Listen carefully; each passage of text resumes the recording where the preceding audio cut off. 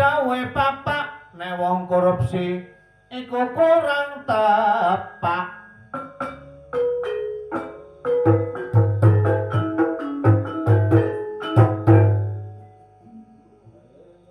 Timbang korupsi lali. Mangan turu kang rasane enak timbang korupsi alu wong manja. Korupsi ngono dulur iku saiki usum.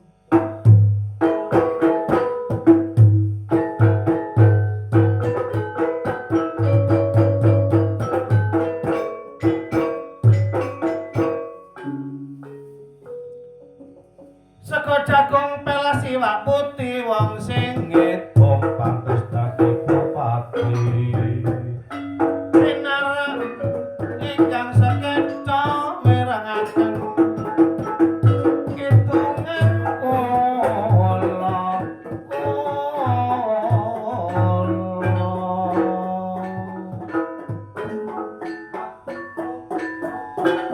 Anti bismillah kula mimiti ngitung menawi salah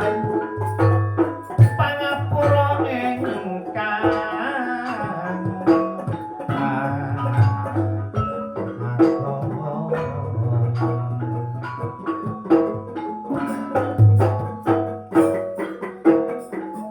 urip donya dulur pira lakuase umpamano wong mampir ngombe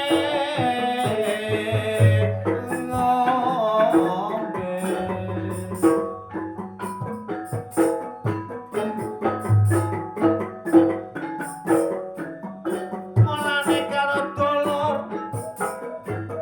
kanca lan tanggane aja sok ngrasani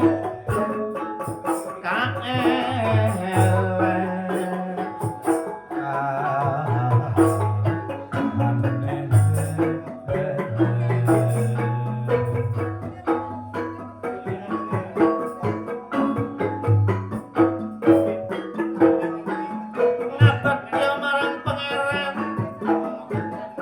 kanthi becik karo tanggane uga karo dulure karo alure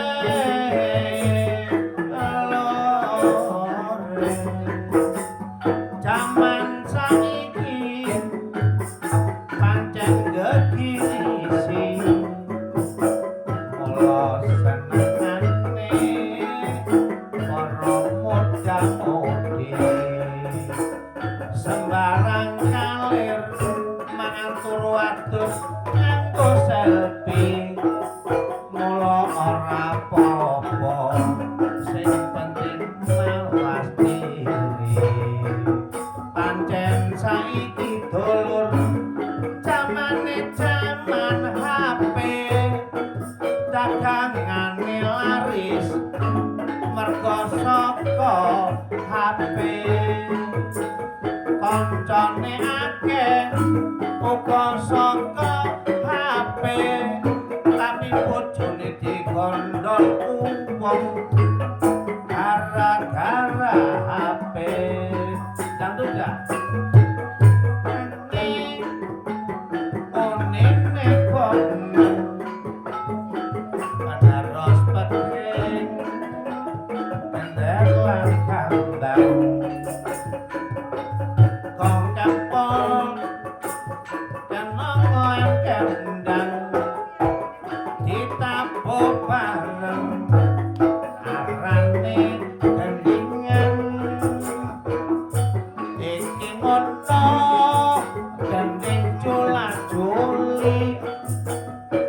awong penake ambare iki dongi wong perlune ayem-ayem ati masih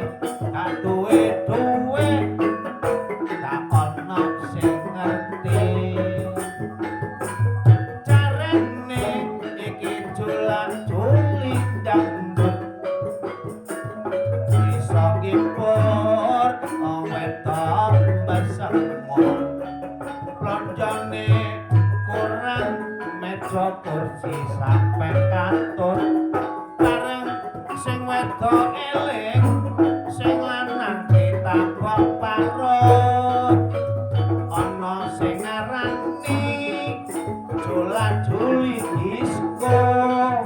tak jogeti alat kok tambah encong gak ngerti ndek omah dienteni pegawai toko sebab TV berwarna isih bayar separuh gak ngecap zaman kuno nomen sir-siranku sak pirang-pirang kate tutup anake wong sembarangan ngalor ngidul mobilmu bilang tapi sing weruh ayo gak heran iki ngono mobil si liyan apa maneh bareng nikahan emas kawin 10.000 bojoku tak jak urunan ana maneh sing gak mantesi lawang tuwek-tuwek gawe rok mini idepe diwalik alis diganti sing ditiru bintang film saiki ceritane cerita kuno cerita kuno makuno loyo cerita kuno saka Bojonegoro sing dodole serial Angling Darmo pancene sakti bisa mancala putra mancala putri